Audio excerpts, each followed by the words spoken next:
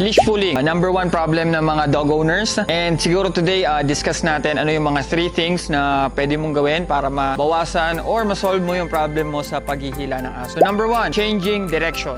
So changing direction, every time that naglalakad kayo ng aso and then your dog pull in this direction, always, doesn't matter kung paikot-ikot kayo. Ang importante, mag-gets ng aso yung concept na if they're going to pull in this direction, lilipat yung handler sa kabila. Ang goal or ang end result na ina-expect natin ay every time na hihila or aabante yung aso, your dog will always gonna be checking back on you. You go on the opposite direction. Number 2, random stops during your walk. Madalas, magiging predictable masyado yung pattern nyo if you're just going straight always on your walk. Ang tendency, your dog might drift away or might freewheeling, parang nasa expressway, papandar ng sasakyan, 80 kilometers per hour na malawak. So usually predictable masyado, naboboard yung aso. So driver naman madalas inaantok. There's no enough challenges, kaya re-result ng drifting or pulling yung aso.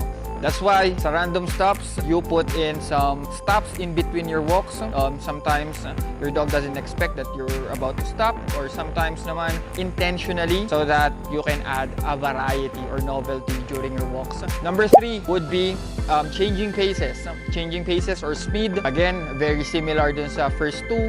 If your walks become boring or predictable, your dog might be taking the charge of the walk. So meaning your dog will be the one who's walking you as a human. That's why changing paces, it adds challenge, it adds variety. Sometimes you're gonna walk fast, making sure that your dog is checking back on you. Sometimes you're gonna walk slow. The good rule of thumb that I always use in this method is if my dog is too excited, I tend to lean towards the slower pace of walk. If my dog is a little bit anxious, stressed, I tend to walk a little bit faster. So it depends on your dog, on what type of or what kind of pace or speed ang kailangan mong gawin. It depends if your dog is just walking normally, then changing it a little bit faster or slower might add an additional mental challenge to your dog during your walks. So yun ang first 3, no?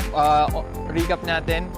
First natin will be changing direction. Second will be random stop. Third will be changing paces. So hopefully nagkaroon kayo ng idea na doing these things or adding these things on your daily walks would probably solve 90% of your problem. And if you're still having problems with your walks and challenges despite doing these steps, feel free to contact us at our BPK9's page. Hope to see you guys soon.